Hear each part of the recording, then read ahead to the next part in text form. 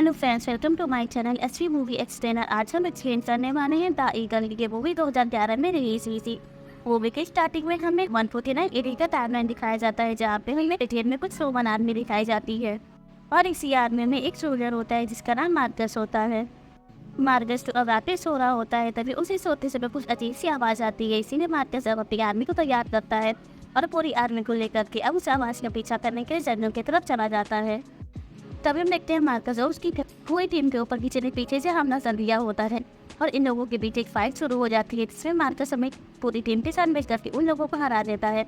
लेकिन next day Marcus हमें एक टीम इस चीज़ की छानबीन करने के लिए जंगल की तरफ भेज देता है और अब रात हो जाती है। मार्कस ने जिस टीम को इस चीज़ की छानबीन करने के लिए भेजा होता है वो टीम वापस नहीं आई होती है, इसीलिए मार्कस काफ़ी ज़्यादा परेशान होता है। जिसके बाद हमें नेक्स्ट डे दिखाते हैं और हम ही कबीले को देख पाते हैं और उस कबीले में वो सभी लोग होते हैं जिसे मार्कस ने रात में छानबीन करने के लिए भेजा होता है। वो लोग उस पूरी टीम को बंदी बना करके ला रहे होते हैं। उसी समय हमें अब इस कबीले का सरदार दिखाया जाता है और सरदार अब मार्कस से कह रहा होता है कि तुम लोगों ने हमारी जमीन पे कब्जा कर लिया है, इसलिए अब हम तुम्हारी टीम के सभी मेंबर्स को एक एक करके मार डालेंगे। जिसके बाद मार्कस की टीम को एक एक करके जान से मारने लगते हैं।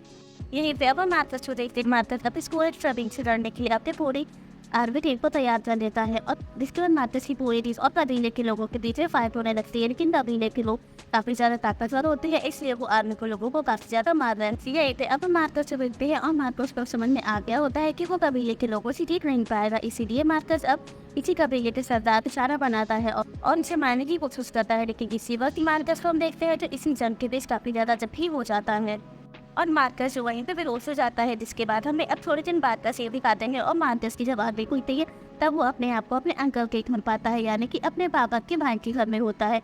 और अब मार्कस का अंकल भी मार्कस का देखभाल कर रहा होता है, क्योंकि जंग के दौरान मार्कस के पैर में काफ़ी ज़्यादा चोट आ गई थी, जिस वजह से वो काफ़ी बीमार रहता था।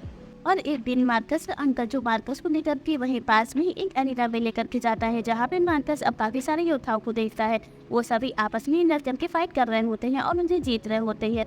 कहीं भी मार्कस अपने अंकल से पूछता है मेरे पापा यानी कि आपके भाई कैसे थे, जिस पर मार्कस का अंकल मार्कस को बताता है कि तुम्हारे पापा जो कि एक बहुत अच्छे इंसान थे और वो काफ़ी अच्छे योद्धा थे और वो जब तक कि जीवित रहे हैं तब तक कि उन्होंने ईगल की रक्षा करना नहीं छोड़ा है। तभी हमें पता चलता है कि रोमन आर्मी के पास एक ईगल होता है जो उनकी शान, उनकी बहादुरी और उनकी ईमानदारी का प्रतीक होता है। और साथ ही रोमन आर्मी का ये भी मानना था कि जब तक कि ये ईगल इन लोगों के पास है तब तक कि उन्हें कोई भी जंग में नहीं हरा सकता। लेकिन जिस दिन ये ईगल दुश्मनों के पास चला गया तब उन दुश्मनों को कोई हरा नहीं सकता। इसलिए रोमन का हर एक आदमी ईगल की रक्षा करने के लिए अपनी जान तक कुर्बान कर देता था, क्योंकि ईगल इनकी शान, इनकी बहादुरी और इनकी ईमानदारी का प्रतीक होता है।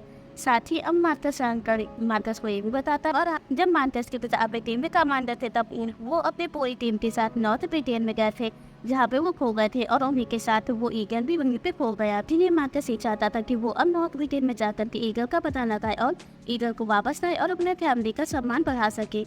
इसके बाद हमें एरिना दिखाया जाता है और वहाँ पे एक क्योंकि चरदार होता है। इसी ये दिन में एक ब्रिटेन की गुलाम को लाया जाता है, जिसे हाथ में एक तलवार लग जाती है, लेकिन वो गुलाम अब तलवार फेंक देता है और वो ऐसा इसीलिए करता है क्योंकि वो युद्ध नहीं करना चाहता था। केवल एरिना में जितने लोग होते हैं वो लोग इस गुलाम को मारने के लिए कह रहे होते हैं, लेकिन तभी यहाँ पे मार्कस की अभी एक बहुत बड़ी युद्ध को जीत के आया होता है और मार्कस का इसी एरिना में काफी ज्यादा सम्मान होता है, जिस पर इसीलिए मार्कस अब सभी लोगों से कहता है कि इसे छोड़ दिया जाए, इसे जान से न मारा जाए। और मार्कस के कहने पर इस गुलाम को छोड़ दिया जाता है और इस गुलाम का नाम इसका होता है। मार्कस अब इसका को अपने साथ अपने घर लाता है, जहाँ पे इसका मार्कस तो कहता है इन्होंने मेरी जान बचाई है उसके लिए शुक्रिया, वरना ये लोग तो मुझे जान से मार ही देते हैं, इसीलिए आज से मैं तुम्हारा गुलाम हूँ। जिसके बाद हम मार्कस को देखते हैं और रात होती है। मार्कस अब अपने सभी लोगों के साथ बैठकर के खाना खा रहा होता है। तभी यहाँ पे कुछ लोग तो मार्कस को बताते हैं कि नॉर्थ से ब्रिटेन में एक दीवार है जिसके पीछे एक कबीला है और उसी कबीले में एक ईगल उगता हुआ देखा गया है और कहा यह जाता है कि ये ईगल वही है जो आज से 30 साल पहले नॉर्थ ब्रिटेन में लॉस्ट हो गया था। लेकिन वहाँ जाना नामुमकिन है, क्योंकि अगर कोई नॉर्थ ब्रिटेन में जाता है और उस दीवार को क्रॉस करता है तो फिर वो वहाँ से कभी भी वापस नहीं आ सकता। ये चीज़ सुनकर के मार्कस को काफ़ी बुरा लगता है और वो यहाँ से उतरती चला जाता है। और इसीलिए मार्कस के अंकल अब मार्कस के पास आते हैं और उसे आकर के समझाते हैं। हम मार्कस से कहते हैं कि ये सब लोग जो कह रहे थे वो सही कह रहे थे, क्योंकि कोई भी अगर उस दीवार को क्रॉस करता है तो फिर वो वहाँ से कभी वापस नहीं आ पाता है और तो वहाँ पे अपनी आर्मी की टीम को लेकर के नहीं जा सकते हो। जिस पर मार्कस अपने अंकल से कहता है कि नहीं, मैं अपनी पूरी आर्मी की टीम को लेकर के वहाँ नहीं जाऊँगा, लेकिन मैं सिर्फ और सिर्फ इस कप को अपने साथ लेकर के जाऊँगा। क्योंकि इसका जो कि ब्रिटेन का है और उसे ब्रिटेन की लैंग्वेज भी आती है, इसलिए मैं सिर्फ उसे अपने साथ लेकर के जाऊँगा। जिसके बाद हमें अब आगे सुबह दिखाया जाता है और मार्कस और इसका दोनों अब ब्रिटेन के लिए निकल जाते हैं। इसके बाद ये लोग अब मॉन्मौथ ब्रिटेन की दीवार के पास पहुँच जाते हैं, जहाँ पे रोमन सोल्जर्स होते हैं और वो सभी लोग अब मार्कस और इसका से कहते हैं कि तुम लोग याद रखना, अगर तुम लोग यहाँ से एक बार चले गए तो फिर यहाँ पे वापस कभी नहीं आ पाओगे, क्योंकि हमने हमेशा दरवाजा इधर से खोला है, इधर से कभी भी किसी भी दरवाजे को लॉक नहीं किया है और ना ही हमने कभी इधर से दरवाजा खोला है। अब मार्कस और इसका दोनों इसी से एंग्री हो जाते हैं और ये दीवार का दरवाजा अब खोल दिया जाता है। और जैसे ही ये दीवार का दरवाजा खुलता है तब मार्कस और इसका देखते हैं कि उन्हें दूर दूर तक वहाँ पे कुछ भी नजर नहीं आता है, सब कुछ खाली पड़ा होता है। अब काफी दिन तक मार्कस और इसका दोनों यहाँ पे पैदल चलते रहते हैं, जिसके बाद मार्कस और इसका काफी ज्यादा थक जाते हैं। ये लोग अब इसके बैठ के खाना खा रहे होते हैं, तभी यहाँ पे कुछ लोग आते हैं जो मार्कस और इसका के ऊपर अटैक कर देते हैं और इन लोगों को मारने लगते हैं। लेकिन मार्कस और इसका दोनों को काफी बहादुरी से लोगों का सामना करते हैं और उन्हीं में से एक आदमी को पकड़ देते हैं। जिसके बाद इसका अब मार्कस भी कहता है कि इस आदमी से पूछो कि आज से 20 साल पहले यहाँ पे रोमन सोल्जर्स आए थे तो वो लोग किस तरफ से आए थे। तब वो आदमी मार्कस को बताता है कि वो लोग नॉर्थ की तरफ गए थे। जिसके बाद ये लोग अपने घोड़ों पर सवार होते हैं और नॉर्थ की तरफ निकल जाते हैं। और नॉर्थ का रास्ता जो कि काफ़ी ख़राब होता है, वहाँ पे तो जगह जगह बर्फ़ गिर रही होती है, लेकिन फिर भी ये लोग अब उस नॉर्थ की तरफ जा ही रहे होते हैं। तभी हम देखते हैं कि पहाड़ियों के बीच में ही एक आदमी जो मार्कस की घोड़े के ऊपर अटैक कर देता है और मार्कस जो इस आदमी को पकड़ लेता है और उसे मारने जा रहा होता है। लेकिन तभी मार्कस नोटिस करता है कि ये आदमी एक रोमन सोल्जर है और आज से 20 साल पहले जब मार्कस की फादर अपनी टीम के साथ नॉर्थ ब्रिटेन में आए थे तब उनके साथ उनकी पूरी एक टीम थी और वो ब्रिटेन का एक सोल्जर जो कि ये है। तब हमारी आर्मी जो कि काफ़ी बहादुर थी और काफ़ी ताकतवर थी। और आज से 20 साल पहले जब हम लोग यहाँ पे आए थे, यहाँ के ब्रिटेन के सोल्जरों ने हम लोगों को काफ़ी मारा था और इन्होंने हमारी पूरी सेना को एक एक की जान से मार दिया था। जिससे मार्कस अब इसी सोल्जर से पूछता है कि तुमने आखिरी बार मेरे फादर को कब देखा था। तब वो सोल्जर मार्कस को बताता है कि हमने तुम्हारे फादर को आखिरी बार तब देखा था जब वो चारों तरफ दुश्मनों से घिरे हुए थे और वो सभी दुश्मन एक ही साथ के तुम्हारे फादर को मार रहे थे, लेकिन मैं उन्हें नहीं बचा पाया क्योंकि उस समय इस टीम का सिर्फ मैं ही आखिरी मेंबर बचा हुआ था और मैं अपनी जान खतरे में नहीं डाल सकता था, इसलिए मैं वहाँ से भाग गया था। ये सारी बातें सुनने के बाद मार्कस को काफ़ी दुख होता है। तभी मार्कस अब से सोल्जर से पूछता है वो ईगल कहाँ पर। जिस पर वो सोल्जर अब मार्कस से कहता है कि तुम ये सवाल गलत आदमी से पूछ रहे हो, मुझे नहीं पता कि ये ईगल कहाँ पर है, लेकिन तुम्हारे साथ जो तुम्हारा साथी आया है उसे ये पता है कि वो ईगल कहाँ पर है। और ये चीज़ सुनकर के मार्कस को काफ़ी दुख होता है और वो काफ़ी शौक में आ जाता है। इसके बाद वो इसका से पूछता है कि अगर तुम्हें पता था कि वो ईगल कहाँ पर है तो फिर तुमने मुझे पहले क्यों नहीं बताया। इस पर इसका अब मार्कस से कहता है कि तुम्हारे पिता यहाँ पर जब आए थे अपनी पूरी टीम के साथ, तब वो मेरे फादर को यहाँ पे मारने के लिए आए थे। जिस पर मार्कस अब इसका से कहता है कि तुम मेरे गुलाम हो और तुम्हें मुझे हर एक चीज़ बनानी चाहिए थी। जिस पर इसका अब मार्कस से कहता है कि अगर मैं तुम्हारे साथ यहाँ पे ना आता तो फिर तुम अभी तक जिंदा नहीं, कब का मारती ही गए होते। और इसी वजह से मार्कस और इसका दोनों के बीच में एक फाइट होने लगती है और इन दोनों की लड़ाई चली रही होती है। तभी यहाँ पे एक कबीले के काफ़ी तादाद लोग आ जाते हैं और वो अब इसका को देखकर के उससे पूछते हैं कि तुम कौन हो। जिस पर इसका अब इन कबीले के खतरनाक लोगों से कहता है कि मैं ब्रिटेन की चीफ का बेटा हूँ और ये जो मेरे साथ रोमन है ये मेरा गुलाम। इसके बाद ही कबीले के खतरनाक लोग इसका और मार्कस दोनों को पकड़ करके अपने साथ ले जाते हैं अपने कबीले में।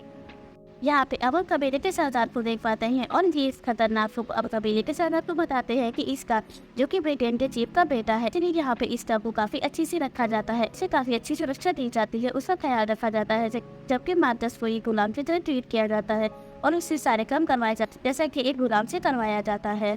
मार्कस काफ़ी ज़्यादा मारा भी जा रहा होता है, लेकिन जाकर भी इसका मार्कस की मदद नहीं कर सकता था क्योंकि अगर इस कबीले के लोगों को ये पता चल गया कि ये लोग एक दूसरे के साथ मिले हुए हैं और ये दोनों आपस में दोस्त हैं, तो फिर ये लोग इस को भी काफ़ी बुरी तरीके से मारेंगे और इन दोनों को जान से मार डालेंगे। और ऐसे ही करके अब काफ़ी दिन बीत जाते हैं। तभी हमें एक दिन दिखाते हैं और उस कबीले में एक नीच यानी कि एक फंक्शन होता है और उस कबीले के सारे लोग काफ़ी ज़्यादा खुश होते हैं। वो लोग अब काफ़ी ज़्यादा दारू पी लेते हैं, इस वजह से सभी लोग रात में काफ़ी गहरी नींद सो जाते हैं और इसी चीज़ का फ़ायदा उठाकर कि इसका जो अब मार्कस के पास जाता है और उसे उठाता है और कहता है कि कबीले के सारे लोग अब काफ़ी गहरी नींद में सो रहे हैं और ये सही समय है, हमें यहाँ से भागना चाहिए, इससे अच्छा मौका हमें कभी नहीं मिलेगा। जिसके बाद मार्कस उठता है और मार्कस सबसे पहले इसी कबीले के मंदिर में जाता है जहाँ पे वो ईगल रखा होता है और ये ईगल जो कि रोमन्स का होता है। तभी हमें यहाँ पता चलता है कि ये सभी कबीले वाले लोग जो कि इस ईगल की पूजा करते हैं और मार्कस जो कि इसी ईगल को लेने के लिए यहाँ पर आया होता है, इसलिए मार्कस अब उस ईगल को उठाता है और अपने साथ लेकर के अपने घोड़े के पास चला जाता है। जिसके बाद ये लोग अपने घोड़े पे बैठने चाह रहे होते हैं, तभी इस शौक को पीछे से आवाज़ आती है कि कोई उसे इस करके बुला रहा है। अब जैसे ही इसका अब पीछे बोलता है तब वो नोटिस करता है कि एक बच्चा जो कि वहाँ पे खड़ा होता है और वो इसका को बुला रहा होता है और वो बच्चा अब इसका से कहता है कि मुझे भी अपने साथ लेकर के चलो, क्योंकि अगर सुबह कबीले वालों को ये पता लगा कि मैंने से यहाँ से जाते हुए देखा है और मैंने उन लोगों को नहीं जगाया, इस वजह से वो लोग मुझे जान से मार डालेंगे। जिस पर इसका अब वो छोटे बच्चे से कहता है कि नहीं, ये रुकने नहीं मारेंगे, क्योंकि इसी दरबार के हिस्सा हो और बोले तुम्हें कुछ नहीं करेंगे। जिसके बाद इसका और मार्कस उस ईगल को लेकर के यहाँ से निकल जाते हैं। अब यहाँ पे अगली सुबह होती है और जब कबीले वाले उठते हैं तब वो असली मंदिर में ईगल को नहीं देखते हैं जिसकी वो लोग पूजा करते थे। इसी वजह से कबीले का सरदार और साथी लोग ये समझ जाते हैं कि इसका और उसके साथ जो रोबसूरती लोगों ने इन्हीं लोगों ने ईगल को छुड़ाया है और उसे अपने साथ लेकर के चले गया है। इसी वजह से कबीले का सरदार जो इसका और मार्कस के पीछे अपने कबीले के खतरनाक लोगों को छोड़ देता है। और अब कबीले के खतरनाक लोग मार्कस और इसका का पीछा करते हुए जा रहे होते हैं। तभी अब मार्कस और इसका के घोड़ों को देखते हैं और ये लोग लगातार दो से दौड़ रहे होते हैं। इस वजह से लोग काफ़ी ज़्यादा थक जाते हैं। तभी इसका का घोड़ा जो वहीं पे पलट जाता है और वो आवाज़ चलने के लायक नहीं बचा होता है। इसका अब मार्कस के घोड़े पे बैठ जाता है और आगे बढ़ते हैं मार्कस के घोड़े पे बैठ करके। लेकिन तभी अब हम मार्कस जो देखते हैं वो भी अब काफ़ी ज़्यादा थक चुका होता है और लगातार बारिश भी हो रही होती है। तभी मार्कस अब इसका से कहता है कि इस ईगल को लो और यहाँ से निकल के चले जाओ, अब मैं और आगे नहीं जा सकता क्योंकि मुझे नहीं लगता कि मैं अब बचूंगा। लेकिन इसका जो मार्कस भी यहाँ से ये ना नहीं जाना था, क्योंकि एक समय ऐसा था कि जब मार्कस ने इसका की जान बचाई होती है और इसीलिए वो मार्कस को छोड़ करके नहीं जा रहा होता है। लेकिन मार्कस इसका से कहता है कि तुम्हें यहाँ से जाना ही होगा। तभी इसका अब मार्कस से कहता है कि अगर तुम चाहते हो कि मैं यहाँ से चला जाऊँ तो तुम्हें मुझे अपनी गुलामी से आज़ाद कराना होगा। जिसके बाद मार्कस अपने पास से एक खंडर निकालता है और ये खंडर वही होता है जब इसका किक पिता ने मार्कस को दिया होता है वो, और उस खंडर को मार्कस अभी से लौटा देता है। लेकिन इसके बावजूद इसका इस ईगल को लेकर के यहाँ से नहीं जाता है और वो मार्कस से कहता है कि मैं बहुत ही जल्द यहाँ पे वापस लौटूंगा। इसके बाद इसका यहाँ से अकेले निकल जाता है। इसके बाद अब हम मार्कस को देखते हैं और वो इसी जंगल में अब अपने देश की आन बान शान यानी कि उस ईगल को लेकर के इसी जंगल में पड़ा होता है। जिसके बाद हमें अब अगली सुबह दिखाया जाता है। अब हम इसका को देखते हैं। इसका अब यहाँ पे काफ़ी सारे लोग सोल्जर्स के साथ आ रहा होता है और ये सब सोल्जर्स वही होते हैं जो आज से 20 साल पहले मार्कस के फादर के साथ नॉर्थ ब्रिटेन में आए हुए थे। और इनमें से एक सोल्जर वो भी होता है जिसमें मार्कस के पिता को आखिरी दम लड़ते हुए देखा था। और वो सोल्जर अब आकर के मार्कस को बताता है कि तुम्हारे फादर को बचाने के लिए अपने आखिरी सांस तक लड़ गए थे, क्योंकि रोमन में कुछ लोगों का मानना ऐसा था कि तुम्हारे फादर जो कि एक कावड़ है और वो किसी भी हालत में इस ईगल की रक्षा नहीं कर सकते हैं और इसलिए तुम्हारे फादर ये सभी को दिखाना चाहते थे कि वो कावड़ नहीं है और वो इस रात को मिटाना चाहते थे। इसीलिए उन्होंने आखिरी दम तक इस ईगल को बचाने के लिए पूरा प्रयास किया था। और अब ये सभी सोल्जर्स इंडस्ट्री के डिसाइड करते हैं कि वो किसी भी हालत में अब इस ईगल को अपने देश देकर के चले जाएंगे। लेकिन तभी हम देखते हैं कि अब कबीले के काफी खतरनाक लोग वो भी अब यहाँ पे आ जाते हैं और अब कबीले के सभी लोग अब इसका को देख के उससे काफी ज्यादा बराबुला कह रहे होते हैं और इसका से कहते हैं तुमने अपने देश के साथ गद्दारी की, तुम्हें दुश्मन ने इसका साथ दिया है, जिसका अंजाम मैं तुम्हें अभी दिखाता हूँ। इसके बाद अब हम कबीले के एक आदमी को देखते हैं और वो अपने बच्चे को सबके सामने लाता है और ये बच्चा वही होता है जिसने रात में इसका और मार्कस को यहाँ से जाते हुए देखा था। और इस बच्चे ने अपने फादर को ये बात नहीं बताई होती है और इसका फादर जो इस कबीले का लीडर होता है तभी कबीले का लीडर जो अपने बच्चे को सभी के सामने जान से मार डालता है। तभी हम देखते हैं कि मार्कस की टीम और कबीले के सभी लोगों के बीच एक काफ़ी बड़ी लड़ाई होने लगती है और मार्कस की टीम जो कि काफ़ी बहादुरी से इस कबीले के सभी लोगों को जान से मार डालती है। जिसके बाद यहाँ से इसका और मार्कस दोनों निकल पड़ते हैं इस ईगल को लेकर के अपने देश वालों के, और मार्कस और इसका इस ईगल को लेकर के अपने अंकल और इस देशी गवर्नमेंट के पास लेकर के जाता है। ये ईगल वही होता है जो आज से 30 साल पहले मार्कस के फादर के साथ ही नॉर्थ ब्रिटेन में लॉस्ट हो गया था। सभी अब हम यहाँ के गवर्नर को देखते हैं। वो अब इस ईगल को देखकर के काफी खुश होता है। वो अब मार्कस के फादर के बहादुर के किस्से सभी लोगों को बताता है और कहता है कि तुम्हारे पिता जो कि काफी बहादुर थे और उनके बाद अब तुम इस देश की आर्मी के लिए काफी बहादुर हो। और जिसके बाद मार्कस को अब उसी टीम का कमांडर बना दिया जाता है जिस टीम के कमांडर मार्कस के पिता थे, जो कि इस रोमन की काफी बहादुर टीम है और उस टीम का नाम डाइन लीजर होता है। जिसके बाद अब हम मार्कस को देखते हैं और मार्टिन वो काम कर दिखाया जो वो अपनी जिंदगी में करना चाहता था, यानी कि अपने फादर को बहादुर साबित करना चाहता था, जो कि इसने पूरा कर दिया और साथ ही वो अपने देश में उस ईगल को भी ले आया था। इसके बाद अब हम इसका को देखते हैं और इसका जिसने पूरी ईमानदारी के साथ मार्कस के साथ दिया होता है, इसीलिए ये दोनों अब काफी अच्छे दोस्त बन जाते हैं। लेकिन मार्कस को अब नहीं पता होता है कि उसे आगे क्या करना है। इसीलिए वो अब इसका से कहता है कि अब मुझे नहीं पता कि हमें आगे कौन सा मिशन करना है, इसीलिए कि काम मैं अब तुम पे छोड़ता हूँ और तुम ये डिसाइड करोगे कि आगे अब हम लोग कौन से मिशन को कंप्लीट करेंगे। और इसी के साथ इस मूवी की एंडिंग हो जाती है। Thank you for watching.